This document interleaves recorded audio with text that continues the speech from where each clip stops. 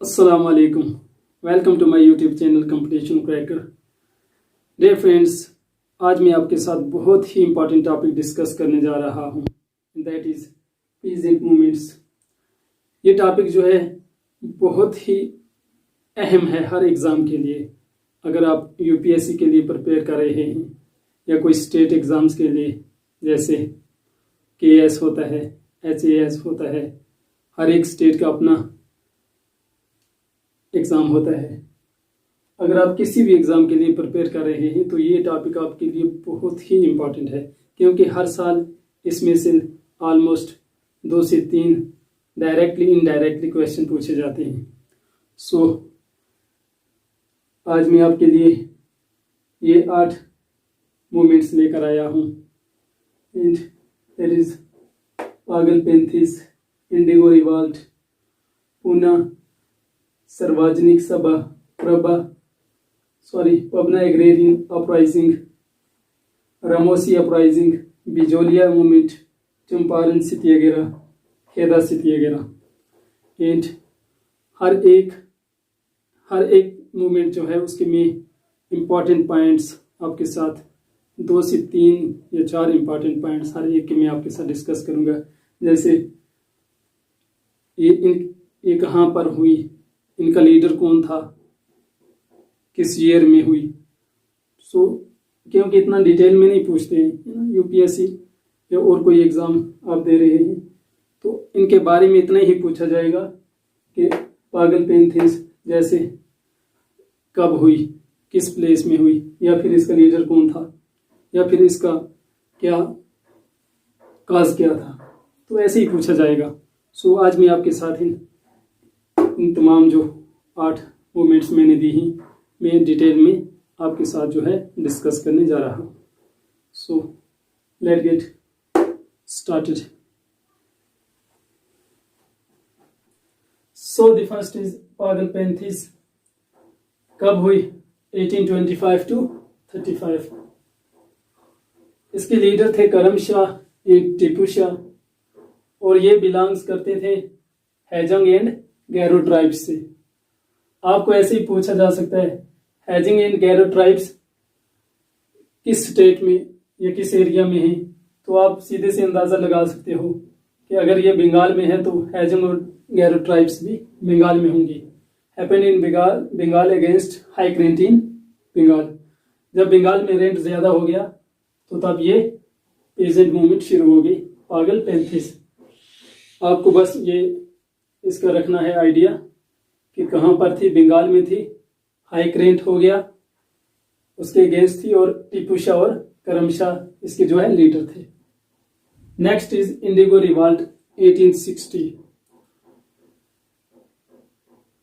ये Nadia district of Bengal में हुई, और दिगंबर विश्वास, विष्णु विश्वास, हरीश चंद्रा मुखर्जी जो है इसके लीडर्स थे।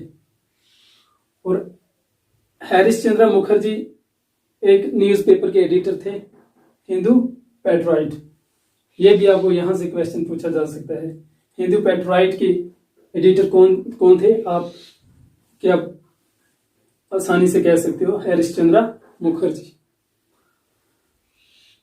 इसका काज क्या था?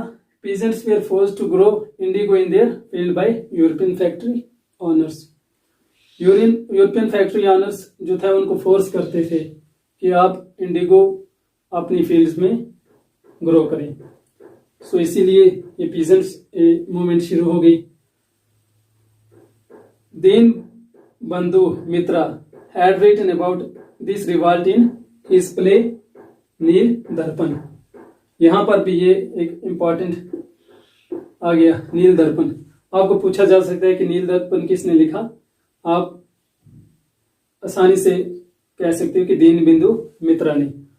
और इस रिवॉल्ट का इसमें जिक्र किया गया है, इस प्ले में नील दर्पण में किस रिवॉल्ट का जिक्र किया गया है? इंडिगो रिवॉल्ट का। आपको इस पे भी क्वेश्चन पूछ सकते हैं।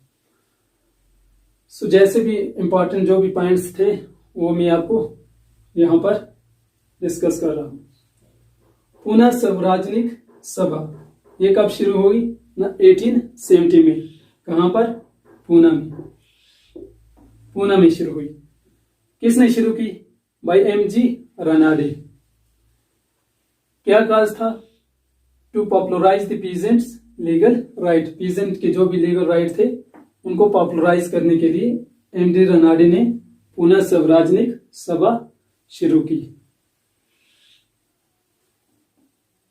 पबना एग्रेरियन अपराइजिंग ये कब हुई? 1873 में। ये किसने ऑर्गेनाइज की? ये ऑर्गेनाइज हुई पबना डिस्ट्रिक्ट ऑफ बंगाल में और इसके लीडर्स थे शाह चंद्रा रॉय, शंभू पटेल इसके लीडर्स थे।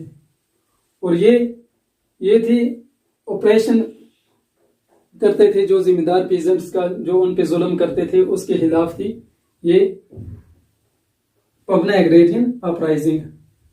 और बंगाल टेनेंसी एक्ट 1885 पास्ड। यहाँ पर ही बंगाल टेनेंसी एक्ट पास्ड हुआ। आपको ये पूछ सकते हैं कि बंगाल टेनेंसी एक्ट का पास हुआ, तो आप आसानी से कह सकते हो 1885 में। सो ये कुछ इंपॉर्टेंट पॉइंट्स थे। Take screenshot.